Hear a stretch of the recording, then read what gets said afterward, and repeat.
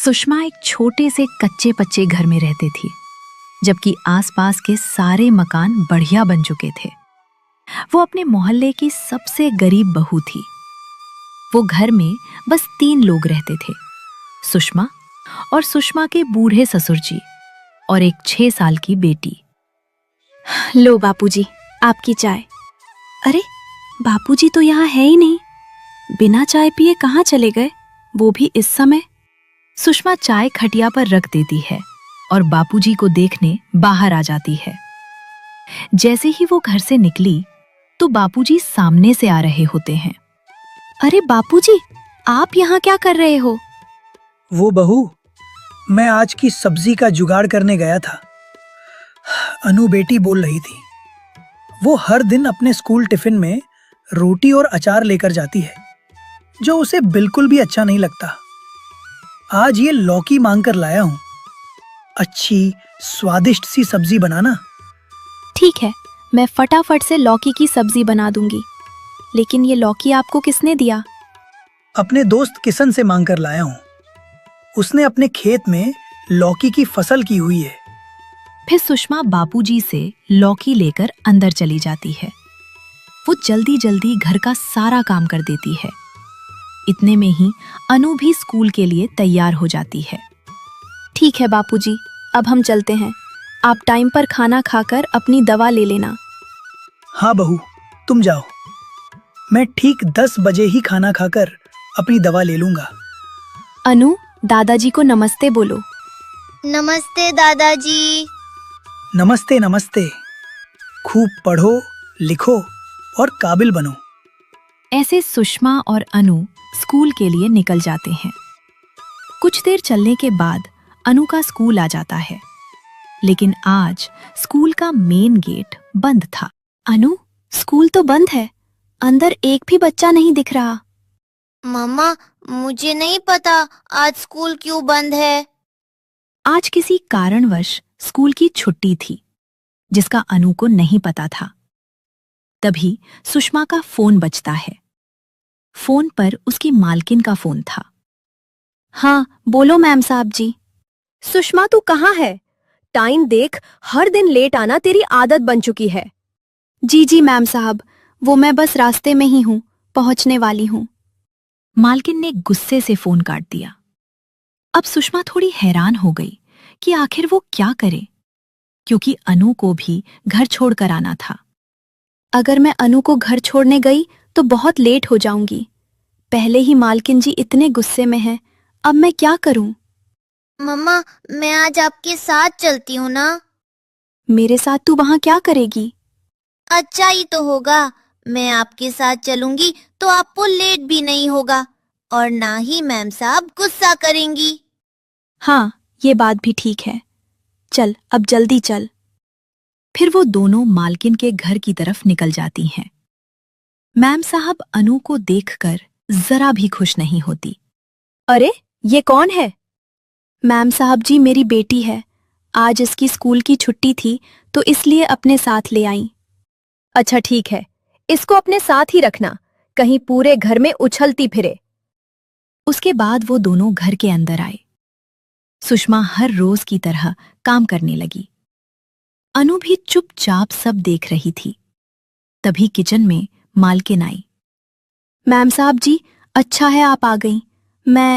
मैं आपके पास ही आने वाली थी, ये पूछने के लिए कि नाश्ते में क्या बना दूं। आलू के पराठे बना दो। विवान के फेवरेट है आलू के पराठे। चटपटे से मस्त से बनाना। ठीक है मैम साहब जी, मैं ऐसे आलू के पराठे बनाऊंगी, विवान बेटे को खूब पसंद आएंगे। आलू के पराठों का बोलकर मैम साहब वहां से चली गई। सुषमा पूरे मन से आलू के पराठे बनाती है। जैसे जैसे आलू के पराठों की खुशबू उड़ती है तो अनु को भूख लगने लगती है। मम्मा, क्या मैं भी आलू का पराठा खा सकती हूँ? नहीं अनु, अभी नहीं, बाद में देखूंगी। पहले घर के लोगों को खाने दो। फिर सुषमा 2 पराठे सेकती है और उन्हें बाहर डाइनिंग टेबल पर ले आती है। काफी समय तक ऐसा ही होता रहा। अनु से अब सब्र नहीं हो रहा था। वो एक बार फिर से बोली। मम्मा, मेरे पेट में चूहे कूद रहे हैं।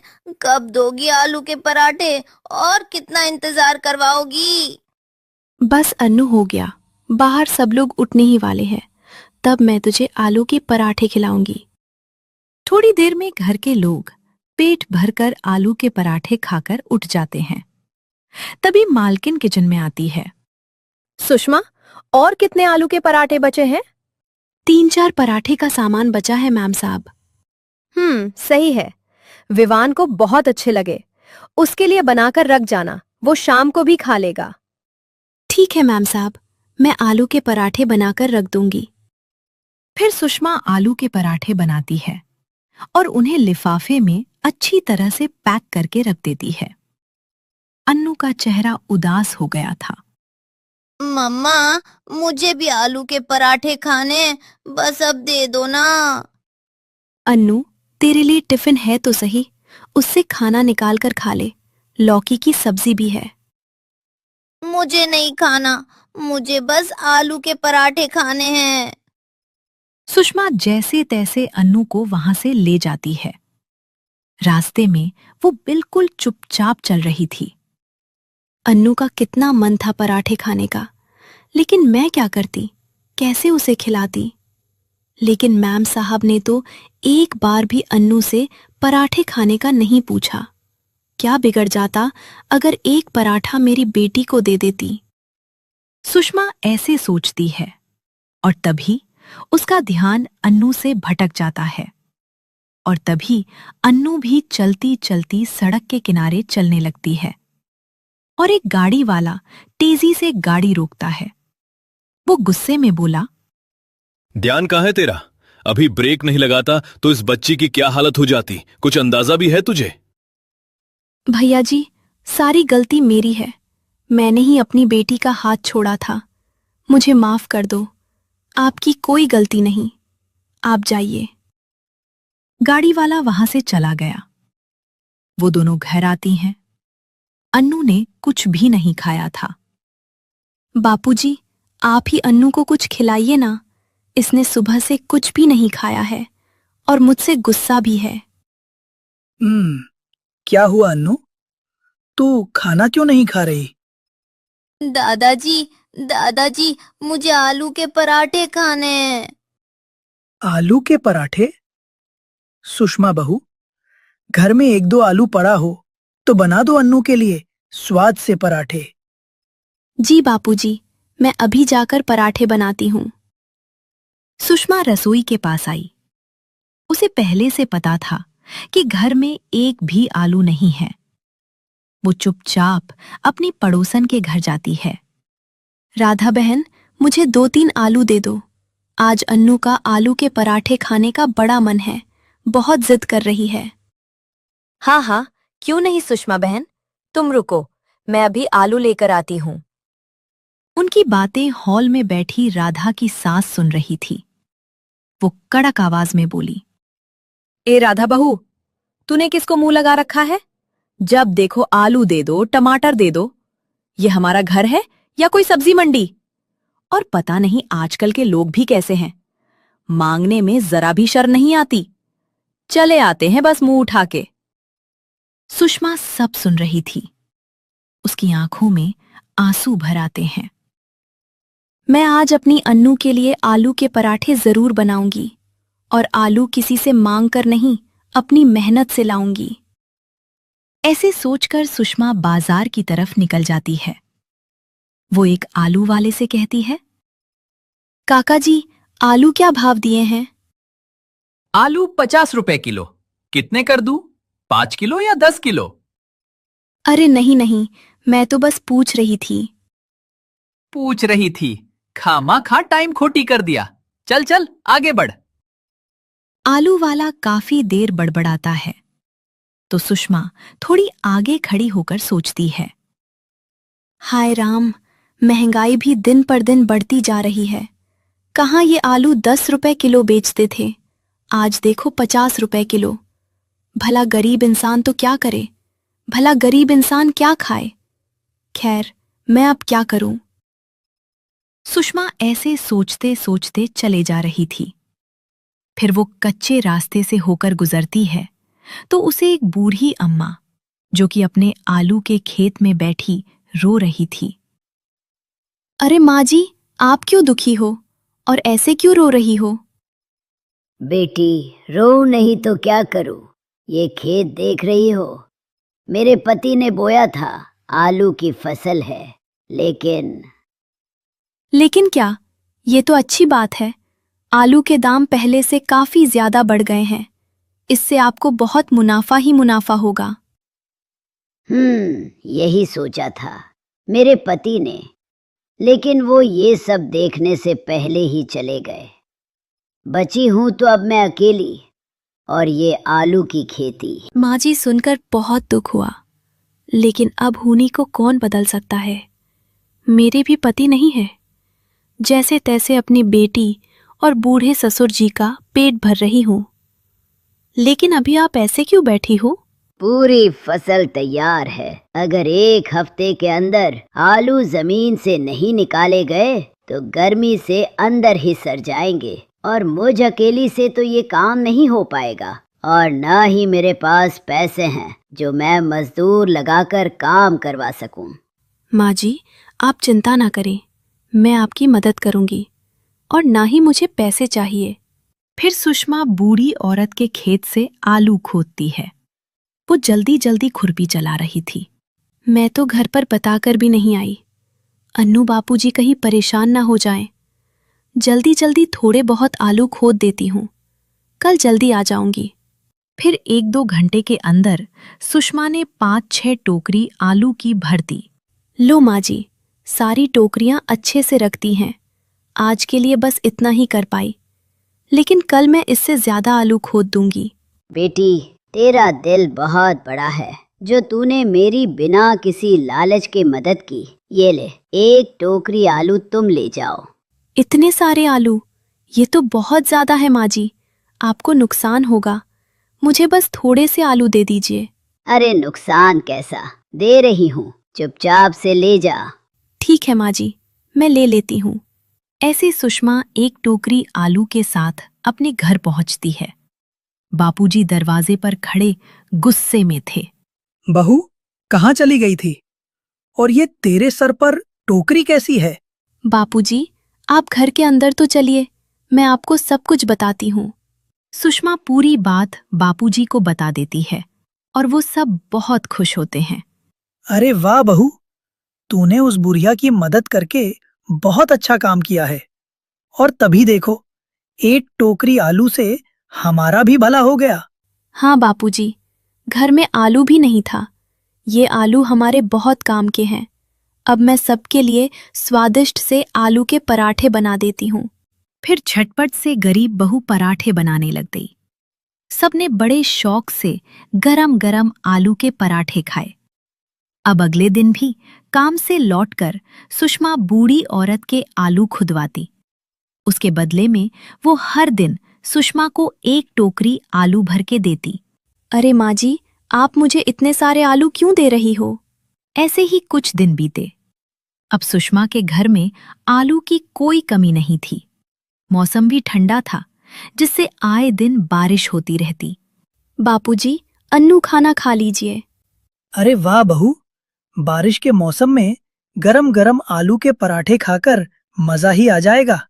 दादाजी, मम्मा के हाथ के पराठे खाकर तो मजा ही आ जाएगा। चलो अच्छा है, आप दोनों को पराठे अच्छे लगे, वरना मैं तो सोच रही थी कि रोज रोज आलू खाकर आपका मन भर ना गया हो। अरे नहीं बहू, तेरे हाथ में जो स्वाद है उससे किसी का मन नहीं भरेगा। हमें कोई परेशानी नहीं है। तू हमें आलू की सब्जी खिला, आलू के पराठे खिला, हम खा लेंगे। वो सब तो ठीक है, लेकिन घर में बहुत ज्यादा आलू हैं। अगर जल्दी से उनका इस्तेमाल नहीं हुआ तो वो पड़े पड़े खराब हो जाएंगे। बहू, तुम एक काम करो, कल सुबह थोड़े से आलू के पराठे बनाकर दे दो, मैं उन्हें बेच आया करूंगा। लेकिन दादाजी, आपसे आलू के पराठे कौन लेगा?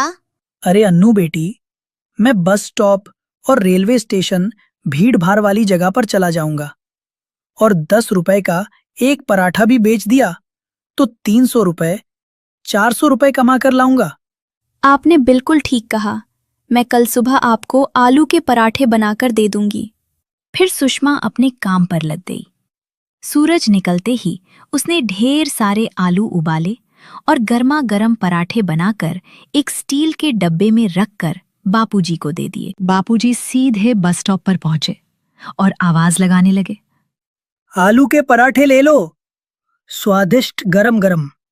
सस्ते आलू के पराठे खाओ गरम गरम। बापूजी से थोड़ी दूर एक चाय वाला था। उसकी दुकान पर काफी भीड़ थी। ज्यादातर लोग चाय लेते और बापूजी से आलू के पराठे लेते। दादाजी, मुझे 2 पराठे दो।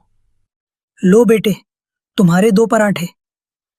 उस लड़के ने आलू के पराठे खाए तो उसे बहुत अच्छे लगे। दादाजी, इन पराठों का स्वाद तो बिल्कुल मेरे घर जैसा है, लेकिन मैंने आपको यहाँ पहले कभी नहीं देखा। हाँ, मेरी बहू ने ये पराठे बनाए हैं। आज पहला दिन है। बहुत खूब। आप हर दिन यहीं आना। मैं यहाँ काम करता हूँ। मुझे आपके पराठे बहुत अच्छे लगे। ये बात सुनकर बापूजी खुश हो गया। दोपहर तक सारे पराठे आसानी से खत्म हो गए। जब घर जाकर ये बात सुषमा को बताई तो वो भी बहुत खुश हुई। लो बहू, आज तेरी मेहनत के 350 रुपए। बापूजी, मैंने बस पराठे बनाए, सारी मेहनत तो आपने की, इसलिए इन पैसों के हकदार आप हैं। ठीक है, जरूरत पड़ने पर मांग लेना और कल थोड़े ज्यादा पराठे बनाना। सुषमा ने अगली सुबह और भी ज्यादा पराठे बनाए। 7-8 दिन इसी तरह से गुजर गए। फिर एक दिन, बापूजी, आलू तो खत्म हो गए हैं, अब क्या करेंगे? बहू, मैं सब्जी मंडी जाकर आलू की बोरी उठा लाता हूँ। मैं ये काम जरूर करूंगा। तुम बाकी की तैयारी करो। इतना बोलकर बापूजी कुछ पैसे लेकर सब्जी मंडी चले गए। सब बहुत अच्छा चल रहा था। दिन पे दिन आलू के पराठों की बिक्री में बढ़ोतरी होती रही। फिर एक दिन बापूजी की तबीयत अचानक से बिगड़ गई और उस दिन बारिश भी तेज हो रही थी। मम्मा, अब क्या होगा? आपने तो आलू के ढेर सारे पराठे बना लिए हैं। दादाजी को तो तेज बुखार है। अब पराठों का क्या होगा? अनु, तुम दादाजी का ख्याल रखना। पराठे बेचने मैं जाऊंगी। अगर नहीं गई तो हमारा बहुत नुकसान होगा। लेकिन बहू, तुझे तो अपने काम पर जाना है। बापूजी, आप चिंता न करें, मैं आज की छुट्टी कर लूंगी। बना लिया, अपनी गरीबी हालत को बेहतर बना लिया। लेकिन बहू, तेरी मैम साहब तो बहुत गुस्से वाली है। अगर तुम काम पर नहीं गई तो वो तुझे काम से निकाल देगी। अब जो भी होगा देखा जाएगा, लेकिन मैं इतने सारे पराठे घर में तो खराब नहीं कर सकती। फिर सुषमा सारे पराठे लेकर बस स्टॉप आ जाती है। बारिश के मौसम में उसके पराठे हर कोई खा रहा था। ये देखकर सुषमा बहुत खुश होती है। उसी शाम को मालकिन का फोन आता है और वो सुषमा को काम से हटा देती है। अच्छा हुआ मम्मा, जो उन्होंने आपको खुद मना कर दिया। वो आंटी बिल्कुल भी अच्छी नहीं है। और अब तुम पराठे बेचने का काम करो, दादाजी आराम करेंगे। हाँ अनु, तूने सही कहा। अब मैं ही पराठे बेचने जाऊंगी। तो इस तरह से सुषमा हर दिन पराठे बेचने जाती। कुछ ही दिन में उसकी पहचान बन गई और पैसे जोड़कर उसने अपने लिए एक ठेले का जुगाड़ कर लिया। अब वो साथ के साथ पराठे बनाती और गरम गरम ग्राहकों को खिलाती। उसकी कमाई अच्छी होने लगी तो मेहनत और सच्चाई से सुषमा ने अपनी गरीबी हालत को बेहतर कर लिया।